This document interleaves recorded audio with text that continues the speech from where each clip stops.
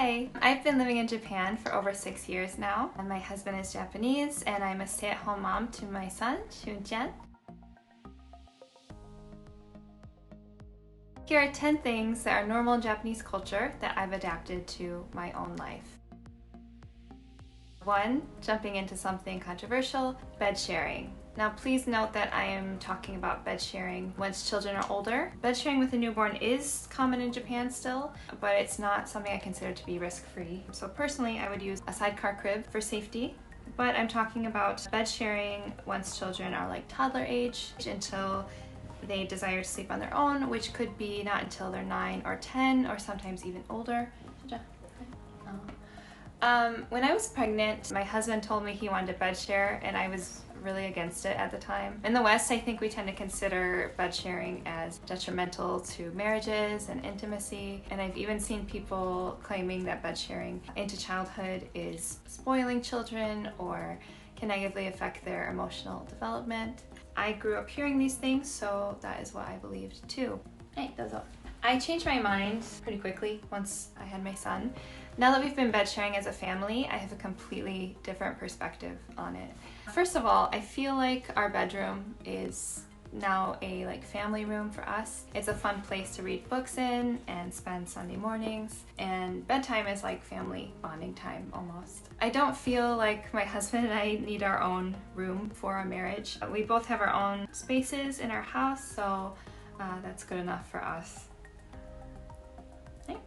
And as for my son's emotional development, every Japanese person that I've talked to about this has bed shared with their parents, and then many rooms shared after that, some even into high school or university age, and some even to this day into their 20s. It's very common in Japan, and those said people all seem to be very well adjusted and were able to have healthy marriages and live on their own just fine, so I don't see evidence that it's detrimental. If my son, said he wanted to sleep on his own, I would be fine with that, of course. But right now, he likes being with us at night, and I know every family is different, of course, and this might not work for everyone, but it works for us and our family, and for a lot of Japanese families too.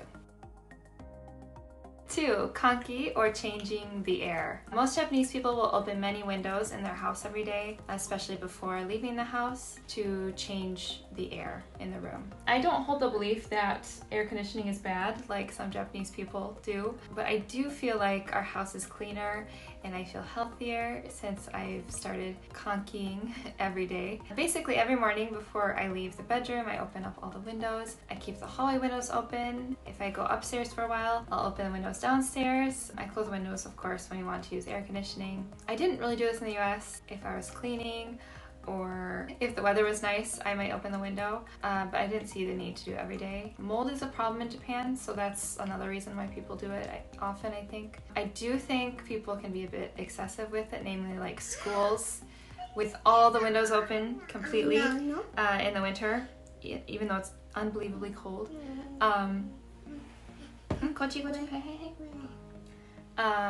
But now I feel like our house isn't really clean if I haven't given all the rooms a chance to air out.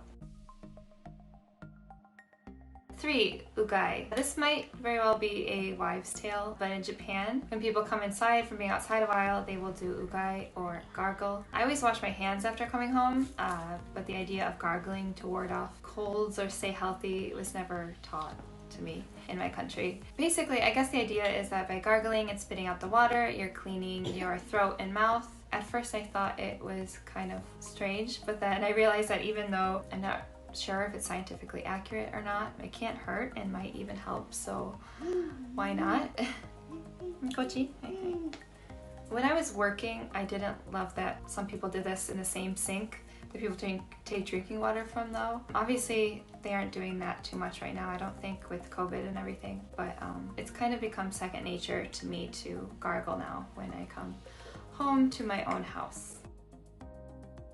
4. Daily baths. In Japan, most people wash their body outside of the tub and then soak in the bath for relaxation every night. I now do this pretty much every night, even in the summer, unless I'm really tired, and then I'll just take a shower. The tubs are really deep here, and it's really nice. I kind of feel like I get to go to a spa every night. Loungewear. In Japan, you have your usual clothes, pajamas, and then loungewear. This was likely introduced as a way to sell more things, I think. And also because a lot of people wear uncomfortable suits every day to work or maybe school uniforms. But even people who wear casual clothing during the day might buy loungewear, myself included. So loungewear is casual, comfortable clothing that's a step above like jerseys or pajamas. The clothes I like to wear out aren't particularly uncomfortable, but especially with COVID and everything, I just like to come home and change into some clean clothes. I like to wear tights every day, and my loungewear is like comfortable pants, for example. Basically, clothes I wouldn't feel awkward or embarrassed in if I had to answer the door or run to the konbini if I had an unexpected guest. Hi. I change into my pajamas after my bath every night, and then the next morning after I wake up but my son is still asleep, I like to change into loungewear again. I feel like it wakes me up and I'm somewhat presentable. I can do yoga or workout, go for a walk, but I don't have to completely get ready yet either. And if I sweat at all, I can change into clean clothes before we leave the house for the day. 6, I have developed an appreciation for plain white rice.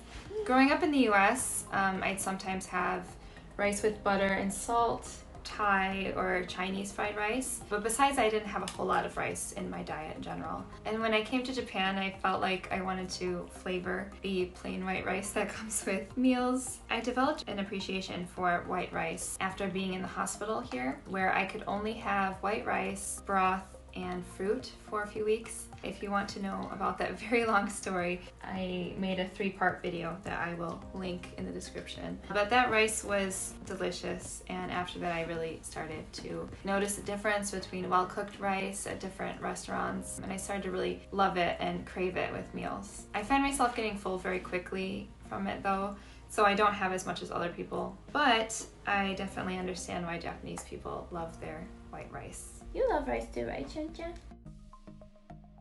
7, I eat salad with chopsticks. I don't know who decided that we should try to eat salad with forks, but it's so much easier with chopsticks. You can pick up all the little salad pieces and any toppings and get to eat it all instead of like awkwardly stabbing your plate with a fork over and over again. I also eat like pasta with chopsticks, like short pasta is really good with chopsticks, but I think like spaghetti and stuff, I still use forks. 8, tea and Jihanki. I personally have always loved tea, especially like unsweetened without milk. But now I definitely have it more and have different varieties of it all day long. This includes, green tea, black tea, like oolong, Earl Grey, wheat and barley teas. I think it helps me make better eating choices because I kind of feel healthy. I mean, it is healthy, right? Tea is good for you. So it's a good habit to have. What might not be a good habit to have though is buying drinks from the Jihanki, which I often do. They're so expensive compared to, all done. They're so expensive compared to the supermarket, but I don't know, like when I'm on a walk, I just can't help it. I just really want a vending machine drink. Granted, I usually have, unsweetened tea or sparkling water. The worst thing I get is maybe milk tea, but when you add it up, it's definitely not good to do too often financially. It's convenient when it's hot and you can get like an electric drink or something though. Like I like Pocari Sweat. Not the best name though. There's also sometimes drinks you don't often see sold elsewhere, like this drink that I love. 9, living next to my in-laws. Living with or near your in-laws or your own family is still pretty common in Japan. So far I've loved living next to mine, even though I was very apprehensive at first before I got to know them. We live in separate houses, but on the same property, and it's nice to never really be, alone. My son gets to see his oba-chan and oji-chan often, and we even have my husband's cousin living down the road. I wish I'd seen my grandparents more often when I was growing up, so I'm happy that my son will get to grow up surrounded by family. I have an American friend who lives with his Japanese wife and mother-in-law too, and it's great because she helps with cleaning and cooking. They get to go to work. I think it depends. I think it depends a lot, of course, on how your in-laws are, what kind of personality they have, and whether or not they give you privacy. But as long as everyone respects boundaries, it can be really fun. And I say this as someone who likes my alone time. I don't know, what my son will think when he's older or what he'll want to do, but the possibility that my kids might live with us forever is also something that makes me happy now, which is also probably, I think, different from a Western way of thinking where people talk about wanting the house to themselves as a couple eventually. I just really like the importance put on family being close here. And 10, I eat McDonald's regularly. Before coming to Japan, I think I hadn't had McDonald's for over 10 years. But in Japan, it's quite cheap, it's everywhere, and usually open 24 hours, which is rare for Japanese restaurants. And because of that, you'll actually see a lot of older kids hanging out in McDonald's at night because there's nowhere else to go. It might just be me, but like in the US, McDonald's was something I maybe had on a road trip or a special day. But in Japan, I feel like it's something that people have a few times a month or more. I feel like I've been kind of sucked into that. I know, it's just so cheap and easy and familiar. They usually have some kind of special menu item that I love too, like cinnamon melts are really good, and a sweet potato shake that they have right now. Pikachu banana chocolate flurry. That was awesome.